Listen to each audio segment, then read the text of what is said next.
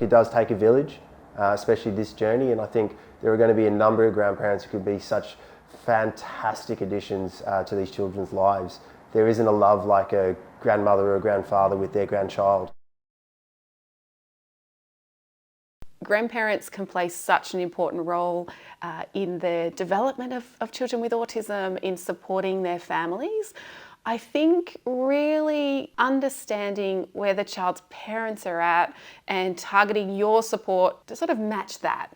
Even if you might have different feelings about what should be happening at the moment, it really is leading with empathy and understanding where their parents are and what's important to them in terms of support. The best thing you can do is just be an extra pair of hands. Don't judge, don't give opinions, don't do anything. Read the books, learn what your son or daughter is going through.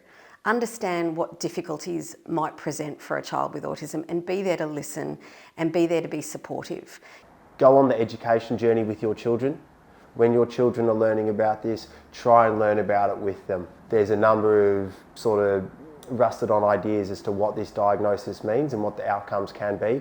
I think a lot of those are no longer relevant, and by working through the modern literature and the modern understanding, it'll provide you a better understanding of what the grandchild is going through, what the parents are going through, and what the outcomes can be. Armed with that knowledge, you then just become a superhero in the development of the child. I know it can be really tricky to accept and even understand a diagnosis of autism in your grandchild.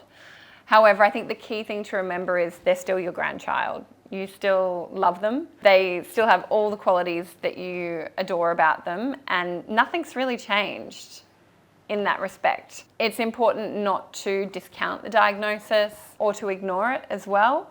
I think the most important thing is probably just being present, being there, and being a support for the parents, but also your grandchild.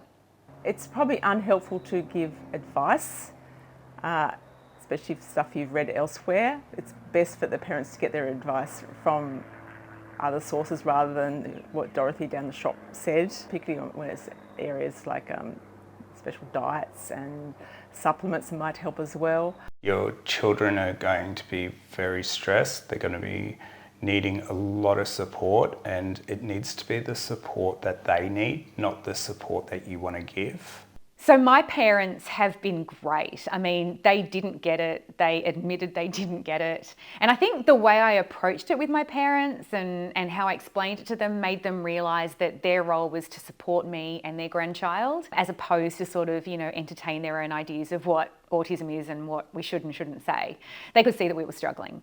It'd be great if they understand where the child is at. Yeah. That going to the beach isn't as simple as it may have been with other grandchildren, and understanding their limitations and when things change, adapting to that change with them. A note to grandparents, believe in the diagnosis. I know you love your grandchild so much. Remember your dad. There's no way he can have autism. He played at the park for 2 hours putting a stick in one hole, and we're like, exactly. It was interesting how they didn't believe the diagnosis as much. And then they were terrified of it. All of them were quite scared of the diagnosis.